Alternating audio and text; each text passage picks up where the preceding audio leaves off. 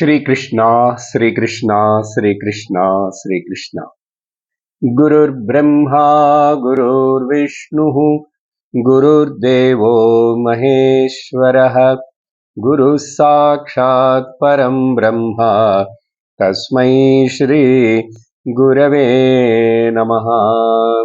तस्मै श्री गुरवे नमः। हरि ओम तत्सत्। దృగ్దృశ్య వివేకము గడిచిన సత్సంగములో మనం 46 శ్లోకములతో కూడి ఉన్నటువంటి ఈ చిన్న ప్రకరణ గ్రంథాన్ని విని ముగించాము. అన్ని పుస్తకాలు చదివి ముగించిన తర్వాత ఎలాగైతే సారాంశమును ఒకసారి మరల వింటున్నామో, ఈరోజు ఆ దృగ్దృశ్య వివేకము పుస్తకము యొక్క సారాంశాన్ని మరలా విందాము. దీనిని ఆదిశంకరాచార్యులు వారు రాశారా, లేక విద్యారణ్య స్వాములు వారు రాశారా, లేక ఆ శృంగేరి మఠమునికి చెందిన మరొక స్వామి భారతీ తీర్థ అని ఆయన రాశారా అనేది ఒక సందేహం ఉన్నది. ఏమైనా కానీ మనకు ఆదిశంకరులు వారు పరంపరలోని వీళ్ళందరూ ఉన్నారు కాబట్టి ఆదిశంకరులే ఈ పుస్తకాన్ని మనకు అందించినట్లుగా మనం భావించి విందాము. ఈ మొత్తం 46 శ్లోకాల ఈ దృగ్దృశ్య వివేకము 5 అంశములుగా సబ్ హెడ్డింగ్స్గా మనం విభజించి చూడవచ్చు. దాంట్లో 1 నుంచి 5వ శ్లోకం వరకు 3 రకాలైనటువంటి ద్రష్టలు లేక సాక్షులు లేక ఇంగ్లీష్లో సీయర్స్, 3 రకాల సీయర్స్ని గురించి వివరించబడింది. 6 నుంచి 12వ శ్లోకం వరకు ఈ 3 రకాల సాక్షులు లేక ద్రష్టలు, ఇక్కడ ఈ పుస్తకంలో దృక్ అని ఉపయోగించారనుకోండి, ఎలా ఏర్పడినాయి, వీటి యొక్క పని ఏమిటి, the formation and the functions of the ఈ 3 సాక్షులు, 3 ద్రష్టలు. 13వ శ్లోకం నుంచి 21వ శ్లోకం వరకు ఈ పుస్తకం యొక్క చాలా ముఖ్యమైన సెంట్రల్ టీచింగ్ ఏమిటంటే, సంసారమునకు కారణం ఏమిటి. సంసారం అంటే ఇక్కడ దుఃఖమని అర్థం చేసుకోవాలి. సహజంగా ఈ ప్రపంచం మొత్తాన్ని మన శరీరాలతో అందరినీ కలిపి మొత్తం ఈ కనపడే అనుభవపడే జగత్తు మొత్తాన్ని సంసారం అని కూడా సంస్కృతంలో అంటాం. ఇప్పుడు సంసారం అనేటువంటి దుఃఖము లేక బంధము అని శాస్త్రం నిర్ణయించి చెప్తున్నప్పుడు మరి దానికి పరిహారం ఏమిటి, విడుదల ఏమిటి, ఈ బంధము ఈ దుఃఖములో నుంచి విడిపించుకోవటానికి ఏదైనా మార్గం ఉందా అనేటువంటిది మూడవ అంశము. తర్వాత 4వ అంశముగా 22వ శ్లోకము నుంచి 31వ శ్లోకం వరకు వేదాంత ధ్యాన పద్ధతులు, వేదాంతిక్ మెడిటేషన్ లేక నిధిధ్యాసనములు అని అనొచ్చు. 6 రకాలు చెప్పారు. వాటి యొక్క ఫలం ఏమిటి, ఈ 6ను నేను తెలుసుకొని అనుసరిస్తే నాకు ఏర్పడే ఫలం ఏమిటి. చివరిగా 32వ శ్లోకము నుంచి 46వ శ్లోకం వరకు ఆచార్యులు ఆయనే 31వ శ్లోకం వరకు ఏమి చెప్పారో ఈ పుస్తకములో దానినే మరలా సంక్షిప్తముగా మరొక దృష్టికోణములో ఆయన సమ్మరైజ్ చేస్తున్నారు.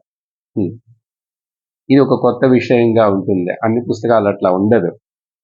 మొత్తం టీచింగ్ యొక్క సారాంశం ఏమిటని మరలా కానీ ఒక వేరే దృష్టికోణంలో దాన్ని వివరించి చెప్తారు. ఇలా ఈ 46 శ్లోకాలు 5 చిన్న చిన్న హెడ్డింగ్లుగా చూస్తే మనకు అర్థమవుతుంది. ఒక్కొక్క దాన్ని కొంచెం కొంచెం వివరిస్తాను. జ్ఞాపకం చేసుకుంటున్నాం విన్నదే. కొంచెం వివరిస్తాను. జ్ఞాపకం చేసుకుంటున్నాం విన్నదే. మొదటిది ఏం చెప్పాము? 3 రకాలైనటువంటి ఈ దృక్కులు లేక ద్రష్టలు ఇవేమిటి అనేది చెప్పాలి మొదల్లో.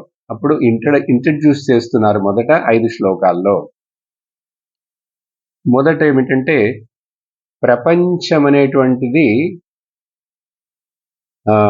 ఒక దృశ్యము.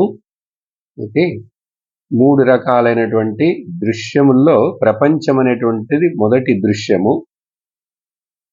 ఆ ప్రపంచమును తెలుసుకుంటున్నటువంటి ఇంద్రియములు మొదటి సాక్షి లేక ద్రష్ట. ఇప్పుడు తర్వాత ఏమవుతున్నదంటే ఇంద్రియములు దృశ్యమవుతున్నాయి. ఆ ఇంద్రియ చేష్టలను తెలుసుకుంటున్నటువంటి మనస్సు ఆ రెండో ద్రష్ట అవుతున్నది. 3 మనస్సు ఇక్కడ దృశ్యమయ్యి సాక్షి చైతన్యము ద్రష్ట అవుతున్నది, దృక్ అవుతున్నది. అప్పుడు ఏమైంది? మొత్తం 3 దృశ్యాలు, 3 దృక్కులు చెప్పబడినాయి. 3 దృక్కులు ఏమేమిటి? 3 దృశ్యాలు ఈ ఆర్డర్లో చూడండి. ప్రపంచము దృశ్యం, ఇంద్రియాలు కూడా దృశ్యము, మనస్సు కూడా దృశ్యము, తర్వాత 3 దృశ్యాలు.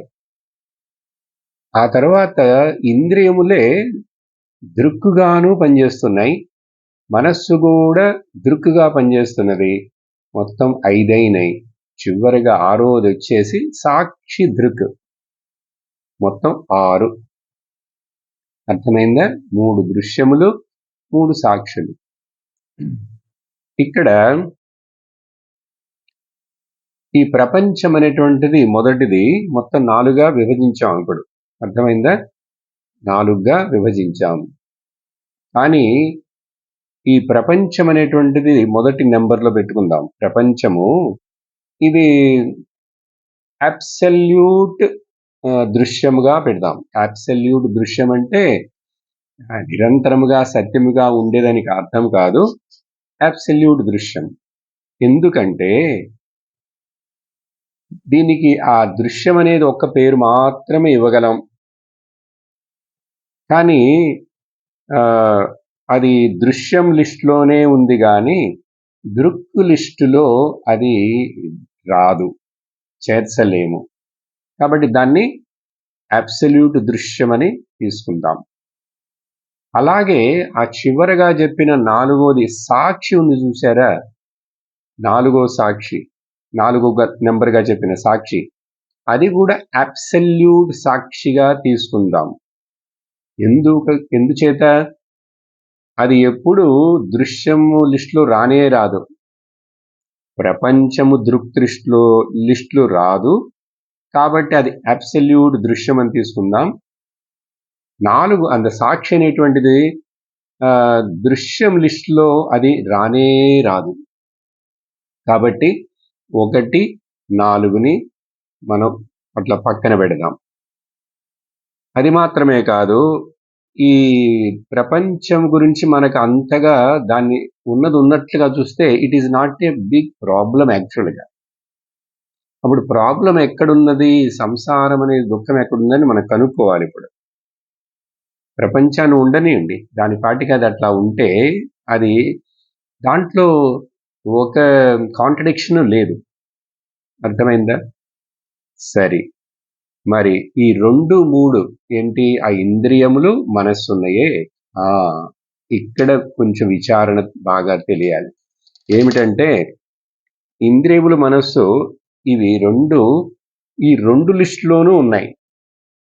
2 లిస్టులో అంటే ఇక్కడ దృశ్యం లిస్టులోనూ ఇంద్రియాలు ఉన్నాయి, దృక్ లిస్టులోనూ ఇంద్రియాలు ఉంటున్నాయి, మనస్సు దృశ్యం లిస్టులోనూ ఉన్నది, దృక్కు లిస్టులోనూ ఉన్నది. అర్థమవుతున్నదా? కన్ఫ్యూషన్ లేదు కదా? ఎందుకంటే ఇంద్రియములే మొదట దృక్కుగా ఉండి ప్రపంచాన్ని చూసినాయి, కానీ మనస్సు దృష్టిలో నుంచి చూసినప్పుడు ఇంద్రియములు దృశ్యమైపోయినాయి, మనస్సు దృక్కైపోయింది. చూసారా? కానీ సాక్షి 4వ లెవెల్‌లో నుంచి చూసినప్పుడు మనస్సు దృశ్యమైపోయింది. అంటే ఏమిటి ఇప్పుడు ఈ 2, 3 ఇంద్రియములు, మనస్సు 2 రోల్స్‌ని ప్లే చేస్తున్నాయి కదా! 2 రోల్. ఎట్లా? ఒకే మనిషి తండ్రి కూడా, కొడుకు కూడా కదా! ఇలా చాలా ఉదాహరణ తీసుకోవచ్చు. ఒక భార్యే అమ్మగాను ఉన్నది, భార్యగాను ఉన్నది. ఒక కొడుకే తన కొడుకుకి తండ్రిగా ఉన్నాడు, తన యొక్క నాన్నకు ఇతడు కొడుకుగా ఉన్నాడు. ఆ విధముగా. అర్థమైందా? ఇప్పుడు పై 4 అంటే ఏంటి? ఇప్పుడు 4 గురించి చెప్తున్నాం మనం. ప్రపంచము, ఇంద్రియములు, మనస్సు, సాక్షి.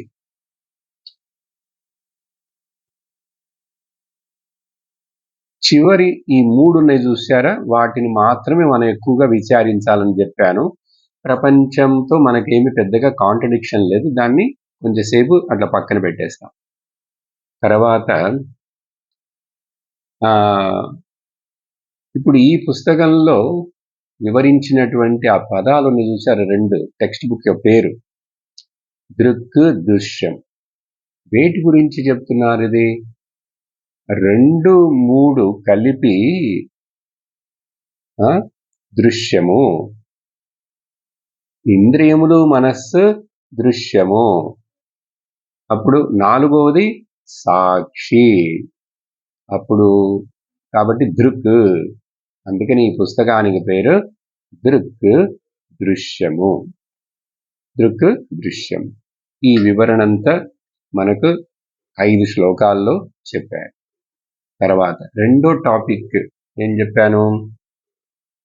ఈ 2, 3, 4 2, 3, 4 అంటే దృక్ దృశ్యముగా ఉన్న ఇంద్రియములు, దృక్ దృశ్యముగా పనిచేస్తున్న మనస్సు,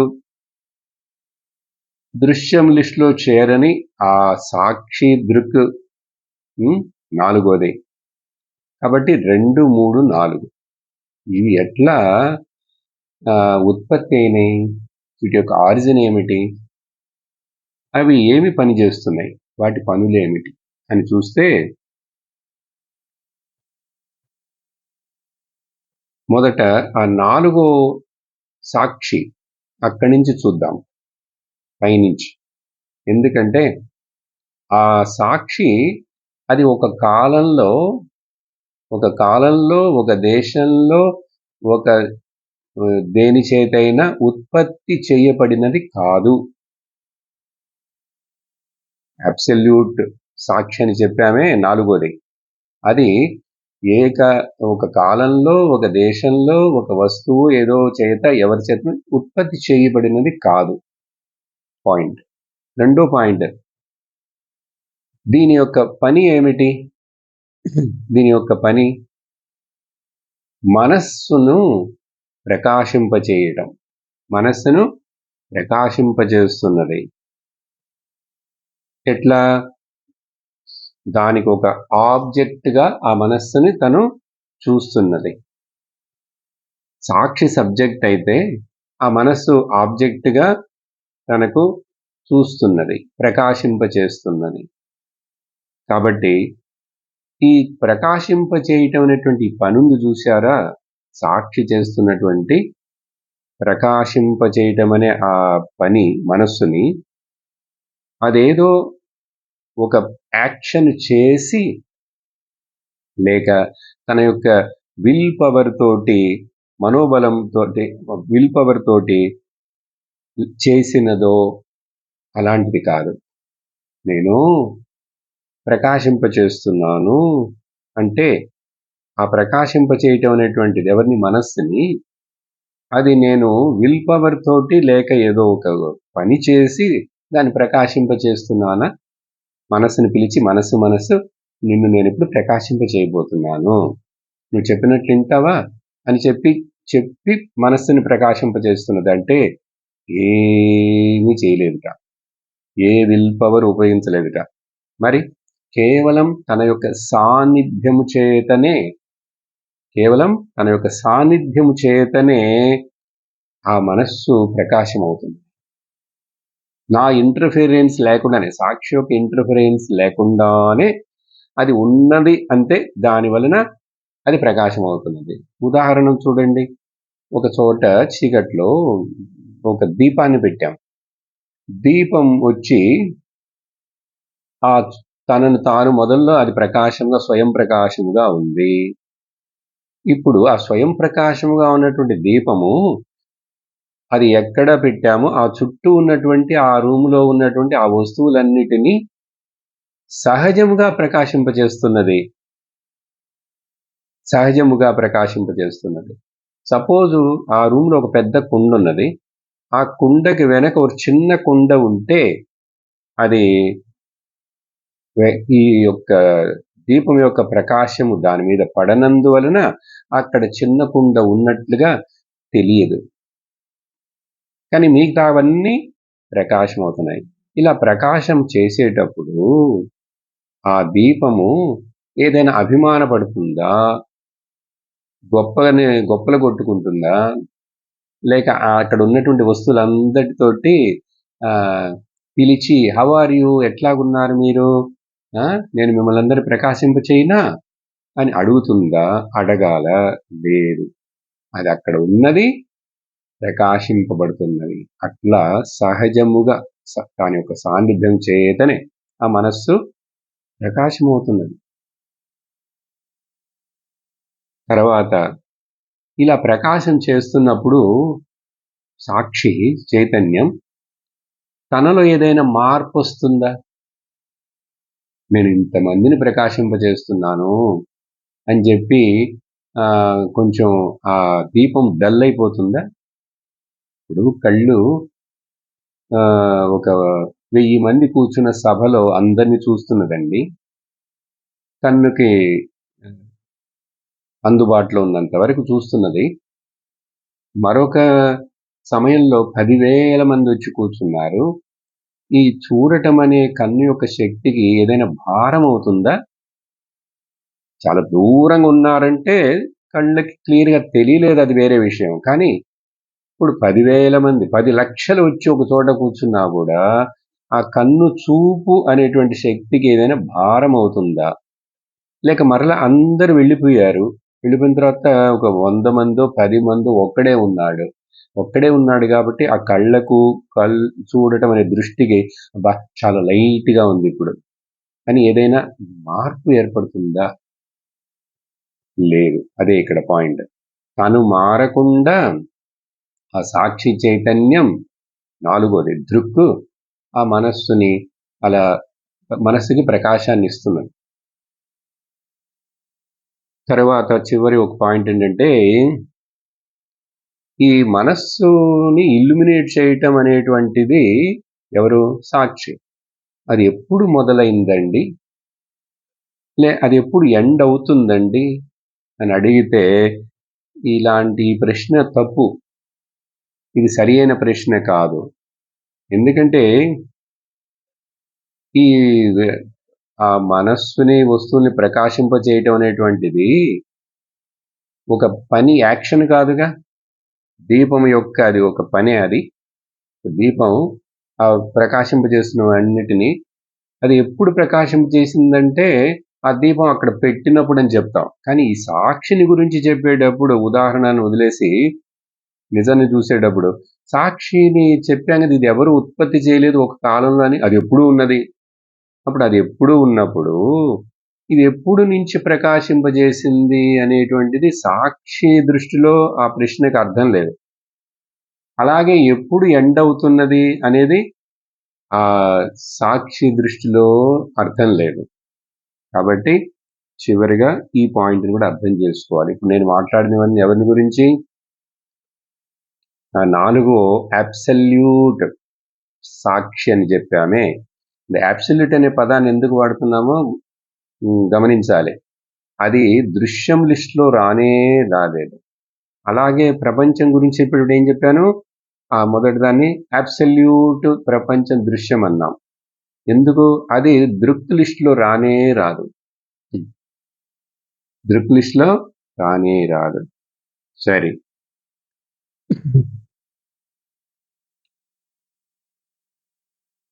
అప్పుడు 3 మనస్సు యొక్క పని ఈ మూడోది ఎవరు? ఈ నెంబర్ చెప్తున్నాను నేను, మీరు కన్ఫ్యూజ్ అవ్వకూడదు.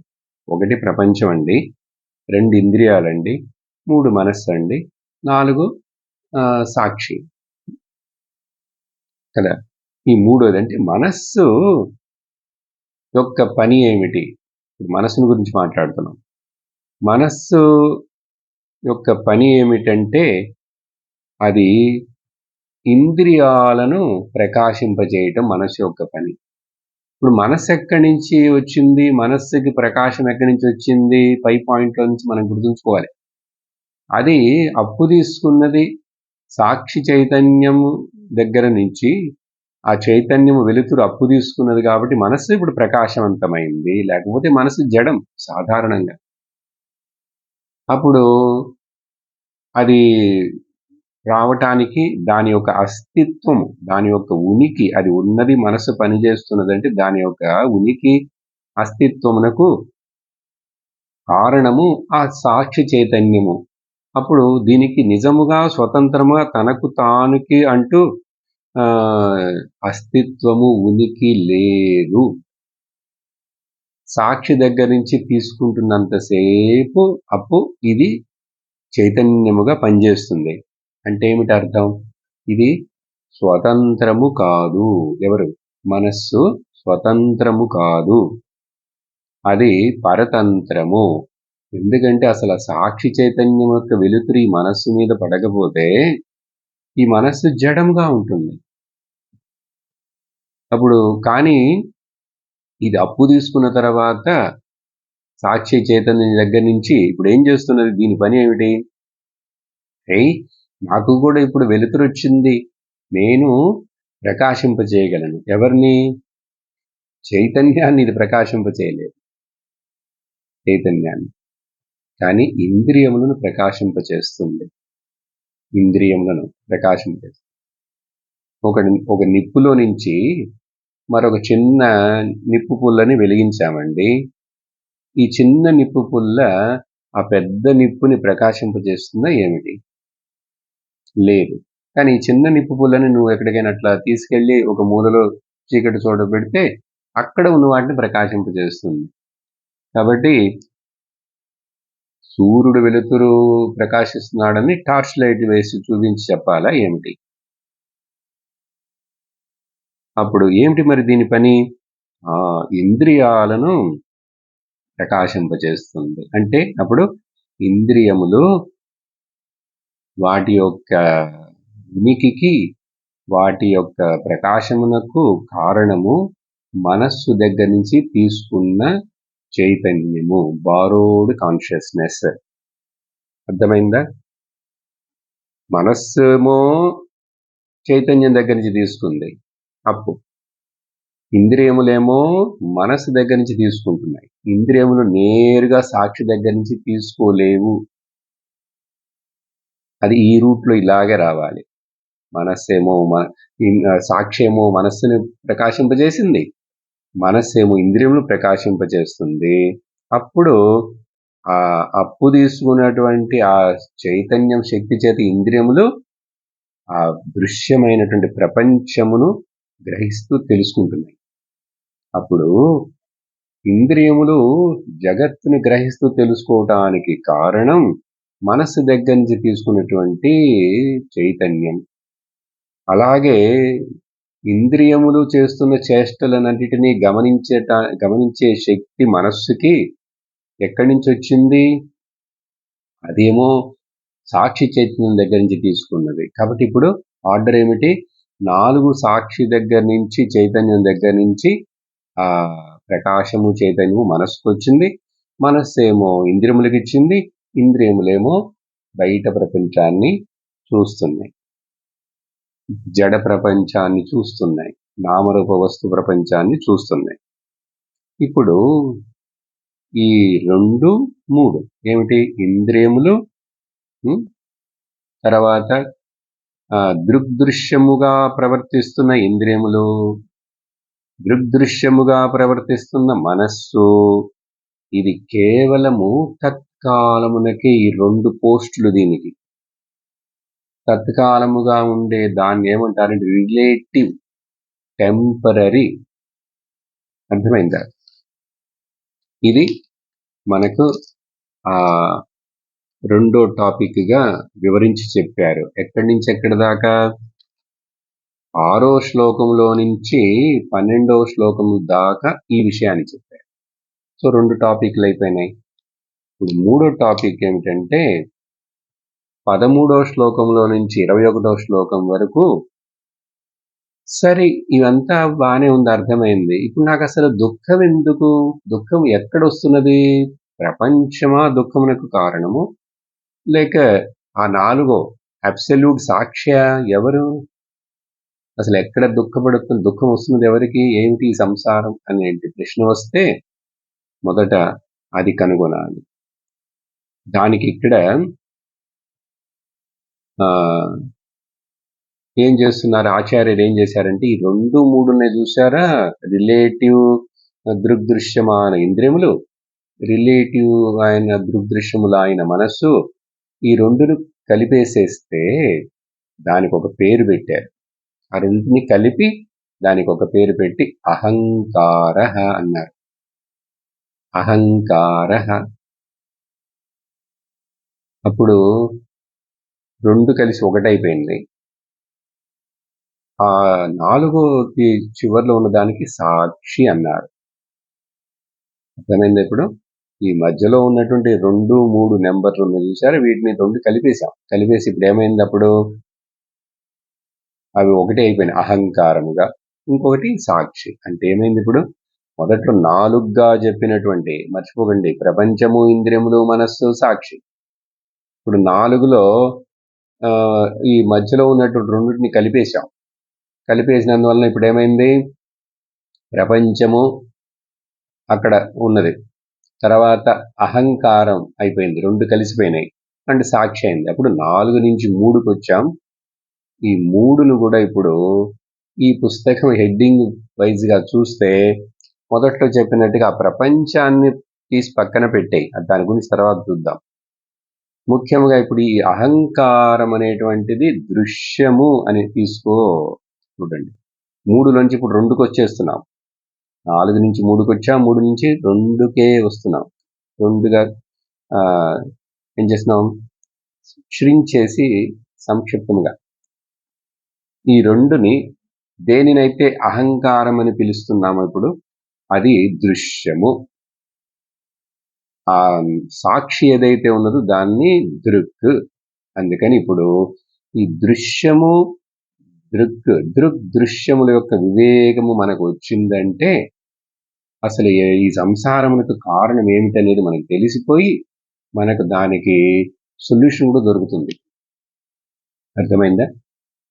సరే, తర్వాత పాయింట్ ఏంటంటే ఇప్పుడు ఇక్కడ ప్రతి వ్యక్తి కూడా, అందరం, మీరు, నేను, అందరూ,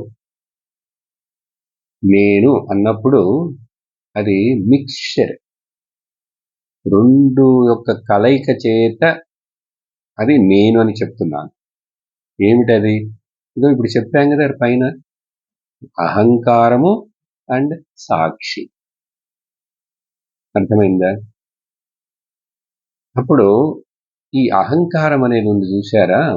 అహంకారం, అందుకని ఈ చేతి చూపిస్తాం, ఇది చాలా డేంజరస్. ఇది ఓకే. ఈ అహంకారం వచ్చి మారుతూ ఉంటుంది. ఈ పాయింట్స్ని గమనించుకొని లెక్కించుకోండి. మారుతూనే ఉంటుంది. ఇదే కర్తగా పనిచేస్తుంది, ఇదే భోక్తగా పనిచేస్తుంది. తర్వాత ఇది ఒక లోకము నుంచి మరొక లోకమునకు ప్రయాణం చేస్తుంది అహంకారం. తర్వాత దీనికి 3 రకాల కర్మలు. ఎవరికి? అహంకారానికి ప్రారబ్ధ, సంచిత, ఆగామి 3 కర్మలు. దీనికే పుణ్య పాపములు. మొత్తం 8 చెప్పాను ఇప్పుడు మీకు. ఈ 8 మారటము, కర్తగా ఉండటము, భోక్తగా ఉండటము, తర్వాత లోకము నుంచి లోకమునకు ప్రయాణం చేయటము, 3 రకాల కర్మలు దీనికి తగులుకోవటము, దాని చేత పుణ్యపాపము. ఈ 8 ప్రాబ్లమ్స్ ఉన్నాయి చూసారా, ఇవి వచ్చి ఇవి లైఫ్లో ప్రాబ్లమ్స్. ఇవి ఎప్పుడూ ఉంటూనే ఉంటాయి కాబట్టి ఇక్కడ ఈ అహంకారి ఎప్పుడు సంసారి, నిత్య సంసారి. ఈ 8 ఇట్లా జరుగుతున్నాయి కాబట్టి నిత్య సంసారి. కానీ ఆ సాక్షి అని చెప్పామే రెండోది, ఆ సాక్షి వచ్చి నిత్య అసంసారి. సాక్షికి సంసారమే లేదు, అంటే దుఃఖము లేదు, జనన మరణాలు లేవు, ఏమి లేవు, అది నిత్యం. అప్పుడు నిత్య అసంసారి. అప్పుడు అంటే పైన చెప్పిన 8 ఇక్కడ ఏమి లేవు. రివర్స్లో చెప్పుకోండి, ఇక్కడ అప్లై చేయండి. ఇదంటే ఇప్పుడు నేను రెండో దాని గురించి మాట్లాడుతున్నాను కదా, సాక్షి. సరే, ఇక్కడ పెట్టుకుందాం. ఇదొకటి అహంకారం, ఇది సాక్షి పెట్టుకుందాం. ఈ సాక్షి మారదు ఎప్పుడు. ఇది కర్త కాదు, భోక్త కాదు, దీనికి ట్రావెలింగ్ బిజినెస్ లేదు, కాబట్టి దీనికి 3 రకాల కర్మలు అంటుకోవు, కాబట్టి పుణ్యపాపాలు లేవు. కాబట్టి సాక్షి నిత్య అసంసారి, ఎవర్ ఫ్రీ. అర్థమైందా? కాబట్టి ఇప్పుడు తర్వాత పాయింట్ ఏమిటంటే, సరే అండి, అర్థమైంది. ఈ రెండుటిని ఫిజికల్గా విభజించి విడదీసి అహంకారాన్ని అక్కడ, సాక్షిని ఇక్కడ పెడతామా? ఒక పక్కన, ఇది ఒక పక్కన. వివేకము, విచారణ చెయ్యి, వాటిని విభజించి చూడంటే ఎట్లా ఫిజికల్గా. ఇప్పుడు ఏవో 2 వస్తువులు ఉన్నాయంటే ఈ వస్తువుని ఇది అహంకారం అనుకుందాం, ఇది ఇటు, ఇదేమో సాక్షి ఇటు, అట్లా పెట్టగలమా? పెట్టి చూపించగలమా సపరేట్ చేసి? ఫిజికల్ డిస్టెన్స్ వీటి రెండుకి మధ్యలో చెయ్యలేము, అది అట్లా లేదు. Physical distance there is no. అందుచేత ఏ వేదాంత గురువైనా సరే, టీచరు ఈ రెండిటిని సపరేట్ చేసి చూపించి, లేక నీకు కొద్ది రోజుల తర్వాత సపరేట్ అవుతుంది బాబు, నీకు తెలుస్తుంది, నువ్వు చూస్తావని చూపించి ఫిజికల్గా. ఏ గురువు, ఎంత పెద్ద గురువైనా సరే, శంకరాచార్యులైనా సరే, వ్యాసుడైనా సరే, శ్రీకృష్ణుడైనా సరే చేయలేరు. అంటే ఏమిటి అర్థం? అప్పుడు ద సోకాల్డ్ ఒకవేళ నిర్వికల్ప సమాధి అని మాట్లాడతారు యోగులు, అక్కడ కూడా ఈ రెండిటిని అట్లా సపరేట్ చేసినట్లుగా, అది అట్లా సపరేట్ చేసేసానండి అని చెప్పి, సమాధిలో తత్కాలమునకు అహంకారం లేనట్లుగా ఒక అనుభవం రావచ్చు. అహంకారము అణిగి డార్మెంట్గా ఉంది. నిద్రలో అవుతున్నది కదా. నిర్వికల్ప సమాధి అంటే ఏదో పెద్ద గొప్పగా ఎవరినో అనుకోకండి. నిద్ర నిర్వికల్ప సమాధి, అక్కడ అహంకారం లేదుగా. కానీ లేదని చెప్పుకున్నాము, మళ్ళీ లేవగానే మెలుగు రాగానే మళ్ళీ అహంకారం బయలుదేరుతున్నదే. కాబట్టి పాయింట్ ఏంటి, ఈ రెండిటిని ఫిజికల్గా అట్లా సపరేట్ చేయలేం, 2 వస్తువులను చేసినట్లు. అప్పుడు మరి ఏం చేయాలంటారు? కేవలం ఇంకొకటి ఏమిటంటే, ఇక్కడ ఇప్పుడు నేను అంటున్నానే, ఎందుకు సపరేట్ చేయలేను అంటే, అసలు ఈ నేను అని చెప్తున్నప్పుడు ఇక్కడ ఏమైందని చెప్పాము, 2 కలిసి ఉన్నాయని కదా టాపిక్ మాట్లాడుతున్నాం, మిక్స్చర్ అని చెప్పి. కేవలం సాక్షి, నిద్రపోతున్నప్పుడు ఉన్నటువంటి ఆ సాక్షి చూశారు. ఎందుకని అక్కడ అహంకారం లేదు కాబట్టి ఆ ఉదాహరణ చెప్పాలి మీకు. అప్పుడు ఎవరైనా ఆ నిద్రలో ఉన్నటువంటి శుద్ధమైన అహంకారం లేనటువంటి సాక్షి నేను అని చెప్తుందా? చెప్పలేదు. కేవలం సాక్షి తనను తాను నేను అని చెప్పలేదు. దేనికంటే దానికి ఇంద్రియములు, నోరు అవన్నీ ఏమి లేవు. అప్పుడు మరి ఎవరు చెప్తారు? ఒకవేళ అహంకారం మాత్రమే చెప్పగలదా? అహంకారం మాత్రమే నేను అని చెప్పగలదా అంటే అది చెప్పలేదు. సో కేవలం సాక్షి నేనని చెప్పలేదు. చెప్పదు. అహంకారము కేవలం అహంకారం కూడా నేనని వల్ల కాదు. Cannot say. ఎందుకంటే ఆ అహంకారం వచ్చి తనకు తానుగా లేదుగా అసలు. అది అప్పు తీసుకుంది కదా తన యొక్క ఉనికి అస్తిత్వమునకు. అలాంటప్పుడు తనకు తాను ఎట్లా చెప్పగలదు? అప్పుడు నేను అని చెప్పాలంటే ఈ రెండు చేరి ఉన్నప్పుడే. అందుకని ఆ మిక్స్చర్ అనే టాపిక్ తోటి మనం ఇప్పుడు డిస్కస్ చేస్తున్నాం. అప్పుడు మరి ఇప్పుడు ఇక్కడ సంసారము సఫరింగ్ ఎక్కడంటారు? ఆ పాయింట్కి రాండి మరి అని చెప్తే, ఎందుకు ఈ సఫరింగ్ అనేటువంటిది, దుఃఖం అనేటువంటిది, సంసారం అనేటువంటి జన్మ మరణాలు ఇవన్నీ ఎందుకు జరుగుతున్నాయంటే మరి అహంకారం వలనని చెప్పాం. 2 తప్పులు మనం చేస్తున్నాం. 2 ఎర్రర్స్. ఒకటేమిటంటే నేను ఈ 2 యొక్క కాంబినేషను అనేటువంటి విషయం తెలుసుకోలేదు మనం. మనకు తెలియదు. శాస్త్రం చెప్తుంటే దృగ్దృశ్యం వింటున్నాం. ఏదో కొంచెం అర్థమైనట్టుంది. నేను ఈ 2 యొక్క కాంబినేషన్ అహంకారము, సాక్షి 2 కలిసి నేను అని తెలియకపోవటమే మొదటి తప్పు.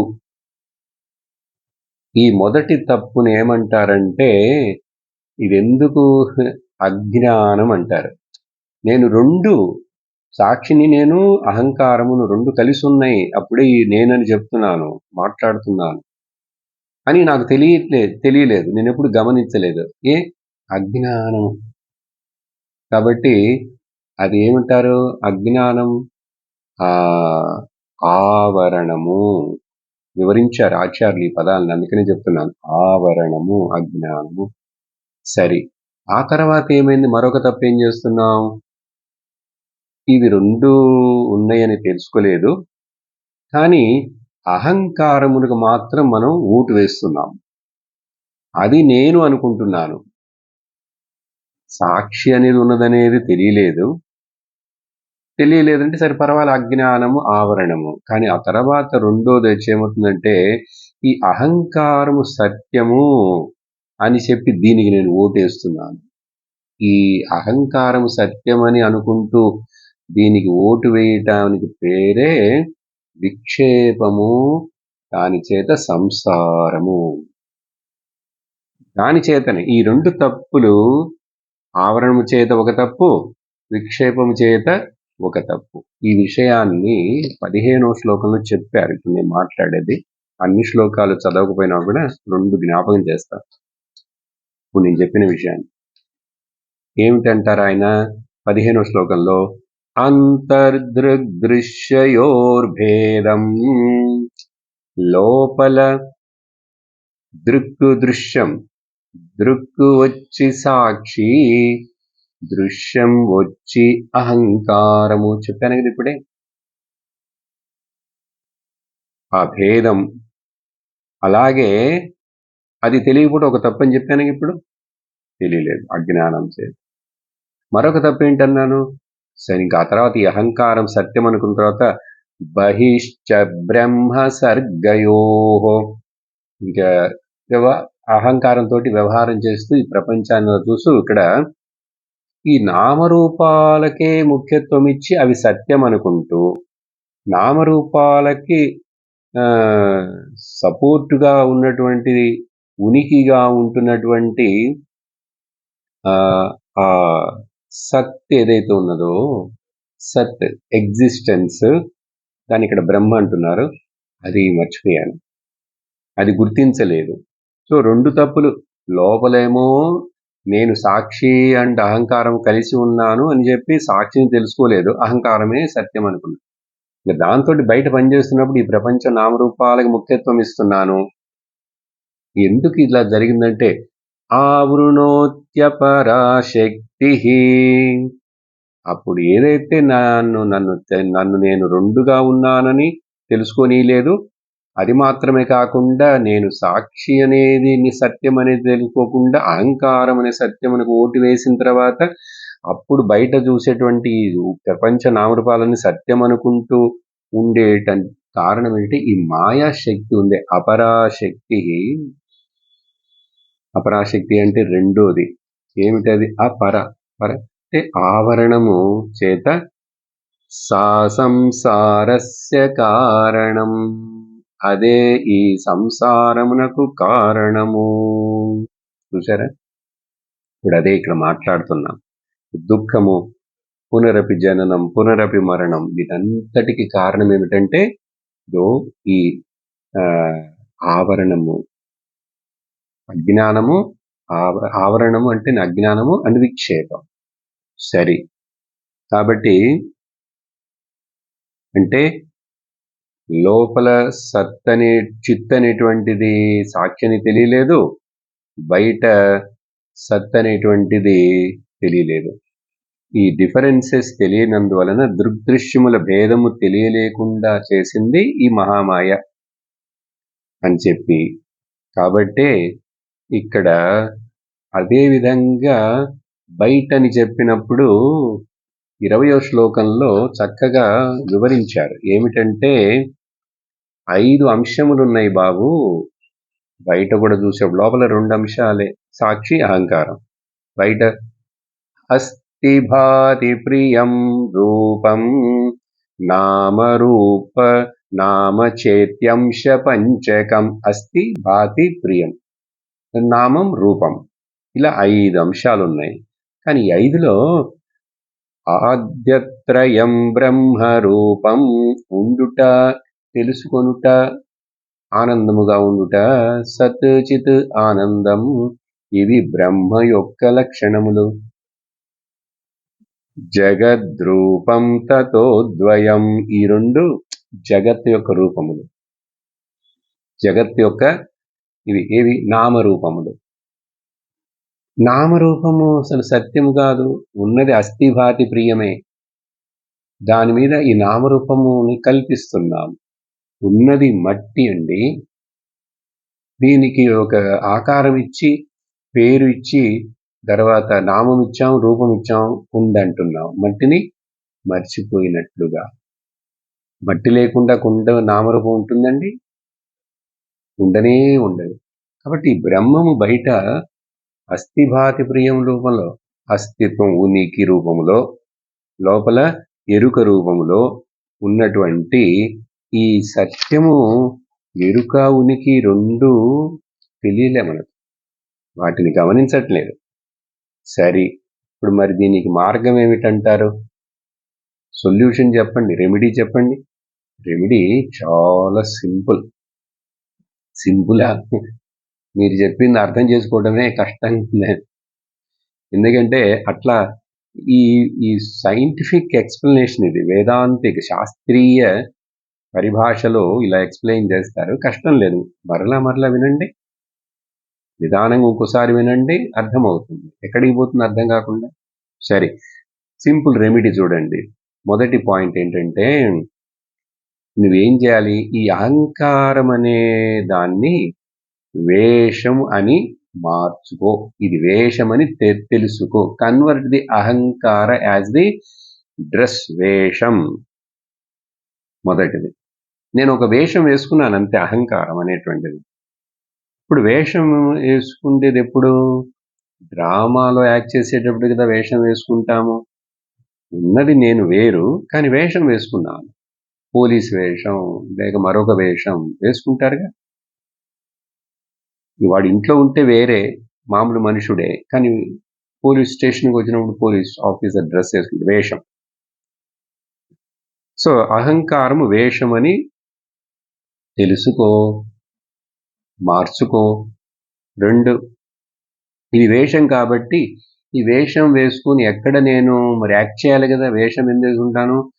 ఒక డ్రామాలో యాక్ట్ చేయటానికి. ఈ లైఫ్ని, జీవితమును డ్రామాగా మార్చుకో. డ్రామాగా తీసుకో. Convert the life into drama, into A drama. Life అనే ఈ డ్రామాలో అహంకారం అనే వేషాన్ని నేను వేసుకున్నాను. ఈ అహంకారం అందుకనే రకరకాల అహంకారాలు, స్త్రీ, జాతి, నీతి, కుల, భేద అహంకారం, అదే వేషం కదా, అహంకారం. సో వేషం, ఇది అహంకారమని, ఈ వేషముతోటి జీవితం అనే డ్రామాలో తర్వాత నేను యాక్ట్ చేయాలి. ఇప్పుడు మరి డ్రామాలో యాక్ట్ చేయాలంటే ఆ యాక్ట్ చేసే వాళ్ళందరికీ ఒక స్టేజ్ కావాలి కదండి. ఈ ప్రపంచమే stage. Convert the world into A stage. చూడండి సరే, 3 కన్వర్షన్లు. నన్ను మొదట అహంకారం అనే వేషం వేసుకున్నాను. నేను అమ్మను కాదు, నాన్నను కాదు, మగవాడిని కాదు, ఆడదాన్ని కాదు అని చెప్పి మొదట ఆ వేషమే ఇది నేను వేసుకున్నదని చెప్పి, నేను వేరు, నా స్వరూపం వేరు, సాక్షి. తర్వాత ఇప్పుడు మరి వేషం వేసుకున్నాను కాబట్టి యాక్ట్ చేస్తున్నాను. ఇప్పుడు యాక్ట్ చేసేవాడికి ఏమిటండి ప్రాబ్లం? అది యాక్షన్ అని గుర్తుంచుకుంటే చాలు. ఇది డ్రామా అని గుర్తుంచుకుంటే చాలు. Life is a drama. ఎక్కడ ఈ డ్రామాలో పెద్ద స్టేజ్ ఈ ప్రపంచం మొత్తమే. ఎందుకంటే ఇక్కడ చాలా పెద్ద కథ జరుగుతున్నది. మరి ఇక్కడ ఈ కథలోనే వాళ్ళ కర్మని తీర్చుకోవడానికి, వీళ్ళ కర్మ తీర్చుకోవడానికి, వాళ్ళకి ఇంటరాక్షను, ఈ ఊర్లో ఈ స్థలంలో ఈ మనుషుల మధ్య, ఈ తల్లిదండ్రులకి నువ్వు ఇక్కడ పుట్టి, ఈ భార్యాభర్తల మధ్య ఏదో పెద్ద వ్యవహారం జరుగుతున్నట్లుగా, అంత డ్రామా. కాబట్టి ఇలా మూడిటిని తెలుసుకొని, అహంకారము వేషం, లైఫ్ డ్రామా, ప్రపంచము స్టేజ్. తరువాత నేనప్పుడు నిజముగా సాక్షి చైతన్యం సచ్చిదానంద శివోహం స్వరూపం అహం అని చెప్పి నువ్వు క్లెయిమ్ చెయ్యటమే సొల్యూషన్. క్లెయిమ్ చేయాలంతే, ఇంకేమి చేయక్కర్లేదు. కొండలెక్కి మోకాళ్ళు పగలగొట్టుకోకర్లేదు, గుండు కొట్టించుకోకర్లేదు, ఏమి చెయ్యొద్దు, కొబ్బరికాయలు పగలగొట్టక్కర్లేదు. ఇది తెలుసుకో, క్లెయిమ్ చెయ్యి. నేను సాక్షి చైతన్యమును, నేను చిదానంద స్వరూపుడను, నేను సత్యం జ్ఞానం అనంతమును అని క్లెయిమ్ చేయాలి, అంతే. సార్, క్లెయిమ్ చేయంగానే మోక్షం వస్తుందా సార్?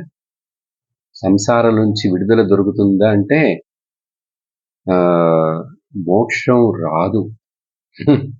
అదేంటి సార్ ఇంతసేపు చెప్పి చివరికి బగ్గునంది గుండెలో, మోక్షం రాదంటారా? బాబు, ఏమి వస్తుందంటే, నాకు మోక్షము రావాల్సిన పని లేదు, నేను ఎప్పుడూ నిత్యముక్తుడనే, నేను ఎప్పుడు అసంసారినే అని చెప్పి తెలుసుకుంటావు. చూసారా, చాలా ఇంపార్టెంట్. మోక్షం అనేది ఎక్కడి నుంచో వచ్చేది కాదు. నాకు అసలు బంధము లేదు. నేను సాక్షి సచ్చిదానందమునైనప్పుడు నాకేంటి మోక్షం రావడం ఏంటి? ఎక్కడ నుంచి వస్తుంది మోక్షం?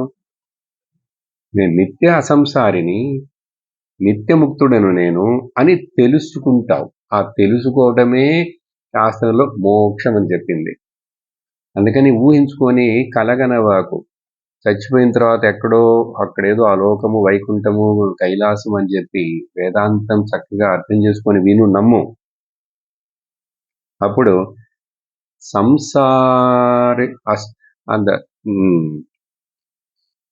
మోక్షము పొందాలనేటువంటి తాపత్రయం అక్కర్లేదు. ఇప్పుడు స్ట్రగుల్ ఇన్ ది సంసార, మనందరికి ఏంటి స్ట్రగుల్?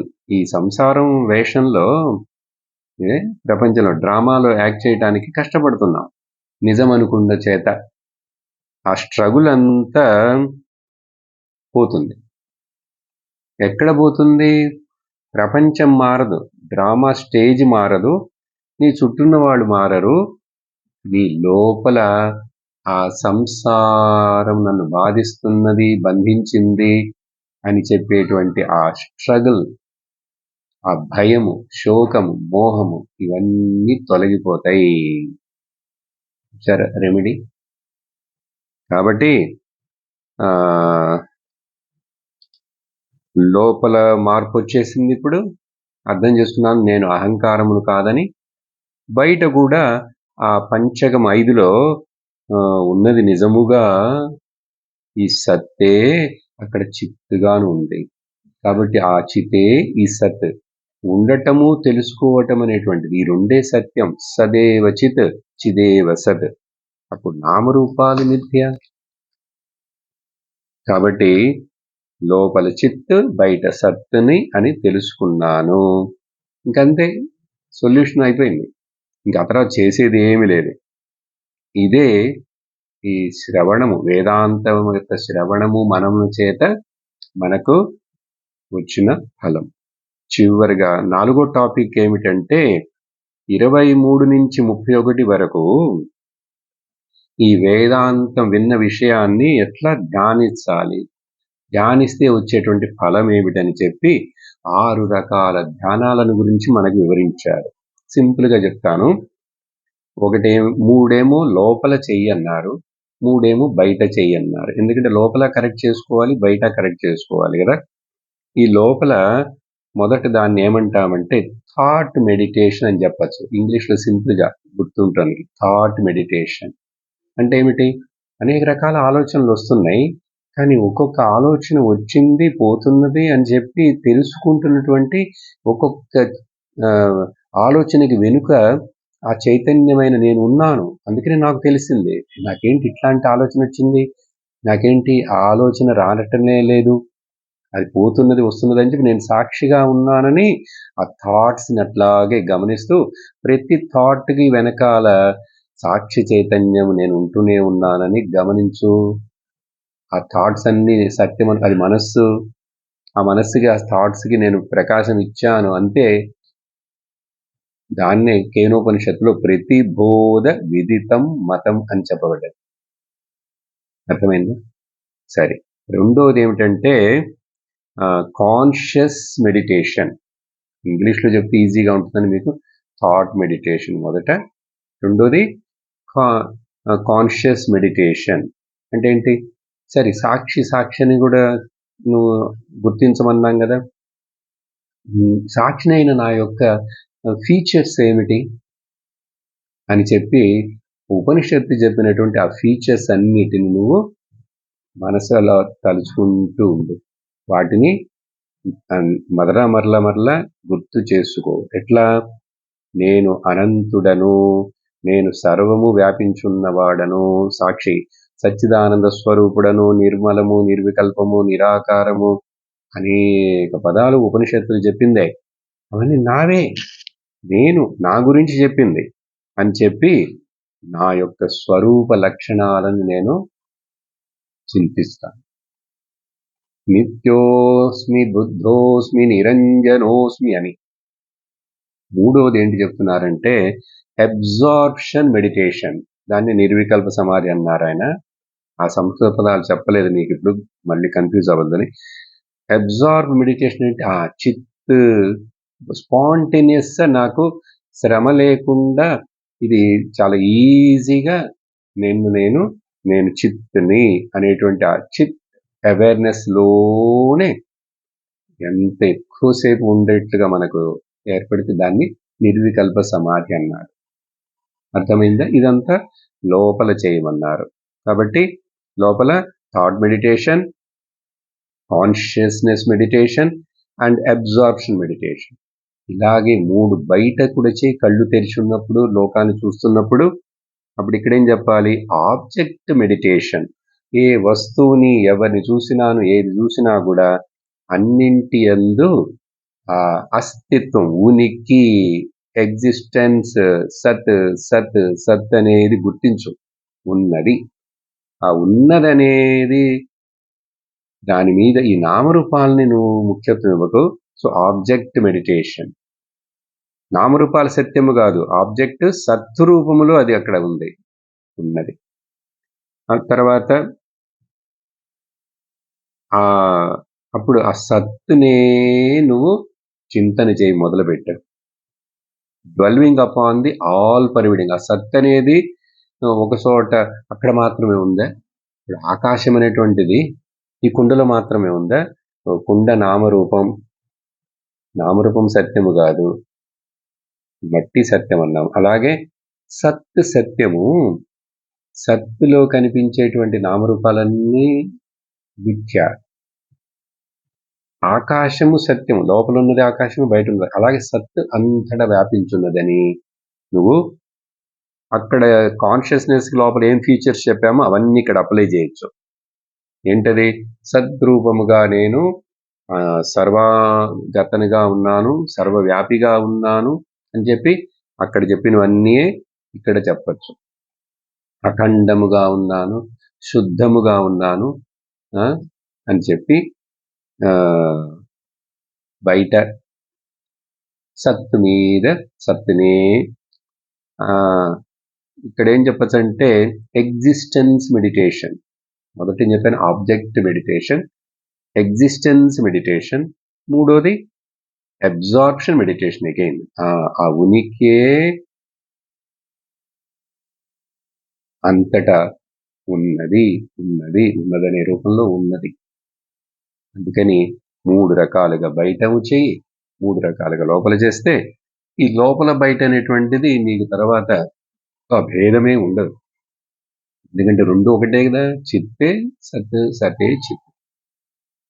ఆ తర్వాత 30వ శ్లోకంలో నువ్వు ఇవి చేశావంటే నీకు ఏర్పడే ఫలం అని చెప్పి ఆయన చక్కగా ఈ దేహాభిమానే గలితే విజ్ఞాతే పరమాత్మని. ఇప్పుడు దేహము ఇది నామరూపం, మనస్సు అహంకారం అది సత్యము కాదు. ఇప్పుడు దేహాభిమానము పోయింది, ఎందుకంటే అహంకారం పోయింది కాబట్టి. అహంకారం పోయిందంటే ఎక్కడ పోయింది? ఫాల్సిఫై చేశాం కాబట్టి. అప్పుడు సాక్షిని నన్ను నేను గుర్తించాను, జ్ఞాతే పరం. అప్పుడు ఇంకేంటో తెలుసా? నువ్వు కళ్ళు మూసుకున్నాను, కళ్ళు తెరిచినాను, ఎక్కడున్నాను, ఎవరితో ఉన్నాను. యత్ర యత్ర మనో యాతి తత్ర తత్ర సమాధయః. నిత్య నిరంతరం సమాధే నీకు, ధ్యానమే ఇప్పుడు నిరంతర ధ్యానం అని చెప్పారు. చివరిగా సమ్మరైజ్ చేశారా అని చెప్పాను అన్నాను కదా. 32 నుంచి 46 వరకు ఆ సమ్మరైజ్ చేసేటప్పుడు మరొక దృష్టికోణంలో చెప్తూ ఆయన ఎట్లా విభజించారంటే ఈ విషయం మొత్తాన్ని అహంకారాన్ని 2గా విభజించి చూడన్నారు. ఒకటి ఏమిటంటే స్వప్న అహంకారము, ఇంకొకటేమో జాగ్రత్త అహంకారము, మెలుకుతూ ఉన్నప్పుడు. స్వప్న అహంకారానికి ప్రాతిభాసిక జీవని పేరు పెట్టారు, జాగ్రత్త వ్యవహార అహంకారమునకు వ్యావహారిక జీవని పేరు పెట్టారు. పెట్టి సాక్షికి పారమార్థిక జీవని పేరుతోటి ఇక్కడ వివరించారు. అలా వివరిస్తున్నప్పుడు ఆయన చివరి కొన్ని శ్లోకాలు ఏం చేశారంటే నీళ్లు, అలలు, నురుగు ఈ ఎగ్జాంపుల్ని తీసుకున్నారు. ఇప్పుడు నీళ్లే అలలుగా, అలయే నురుగుగా కదా. నీళ్లు లేకుండా అలలు ఉన్నాయా? నురుగు ఉంటుందా? ఉండదు. కానీ నురుగు అలల్లో కలిసిపోయి కనిపించకుండా పోతుంది. అలలు కూడా నీళ్లలో కలిసిపోయి అల లేకుండా కూడా ఉంటుంది. కానీ నీళ్లు లేకుండా ఉంటాయా? ఉండవు కదా. అదే విధముగా పారమార్థిక జీవుడు ఉండుట చేతనే ఈ ప్రాతిభాసిక జీవుడు, వ్యావహారిక జీవుడు ఏ ఆటల్లో తీసుకోవాలి? నురుగు అలలో, అల నీళ్లలో. అలాగే కళ వ్యవహారములో, కళ జీవుడు వ్యవహార జీవుల్లో కలిసిపోయాడు.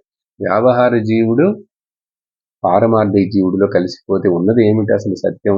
పారమార్థికమే, పారమార్థిక జీవుడే ఉన్నాడు అని చెప్పి అప్పుడు అలలు బుడగలు ఏమిటది? ప్రాతిభాసిక వ్యావహారిక దృశ్యం. 2 దృశ్యాలే కదా. ప్రాతిభాసిక కలయు దృశ్యమే, మెలకువ దృశ్యమే. కానీ పారమార్థిక సాక్షి దృక్ బ్రహ్మము అది నేను. సో ఈ చిన్న ఉదాహరణ ఇచ్చి ఆయన చక్కగా మనకు మొదట నీళ్ళలో నుంచి అలలు, అలలో నుంచి ఇది. అలాగే పారమార్థిక సత్యమైనటువంటి సాక్షి నేనున్నాను కాబట్టి ఈ ఆవరణము, ఈ విక్షేపము చేత ఈ మనస్సు చైతన్యమై అహంకారం అనుకుంటుంది. ఇప్పుడు నేను తెలుసుకున్నాను, అది సత్యం కాదు. అసలు నేను లేకుండా అది ఎక్కడ ఉంటుంది? అప్పుడు నేను లేకుండా ఆ మనస్సు ఉండదు. అప్పుడు ఆ మనస్సే నేను దానికి అస్తిత్వం ఇస్తున్నప్పుడు ఈ మనస్సు ఇంద్రియములు తెలుసుకుంటే ఆ ప్రపంచం అసలు ఎక్కడుంది అక్కడ? ఇది నేనే చైతన్యం, వెలుగునిస్తున్నాను. అప్పుడు నిజమేమిటి? ఆ నీళ్లులాగా పారమార్థిక సత్యమైన బ్రహ్మమును నేను, అహం బ్రహ్మాస్మి అని నిర్దిష్టముగా, నిర్ధారణముగా తెలుసుకొని ఆ జ్ఞానములో నిలుచోవటమే జీవన్ముక్తి. దీంతోటి వేదాంతం టీచింగ్ కంప్లీట్. అర్థం కాలేదు, కష్టంగా ఉందంటే మరొక పుస్తకం చదువుతాం. ఇదికి కంప్లీట్. సో ఈ విధంగా చక్కగా దీని యొక్క సారాంశాన్ని మనం చూసాం. వచ్చే వారం వేరే టెక్స్ట్ మొదలు పెడతాం. ఓం పూర్ణమదః పూర్ణమిదం పూర్ణాత్ పూర్ణముదచ్యతే పూర్ణస్య పూర్ణమాదాయ పూర్ణమేవావశిష్యతే. ఓం శాంతి శాంతి శాంతి. హరి ఓం శ్రీ గురుభ్యో నమః. హరి ఓం. హరి ఓం తత్సత్.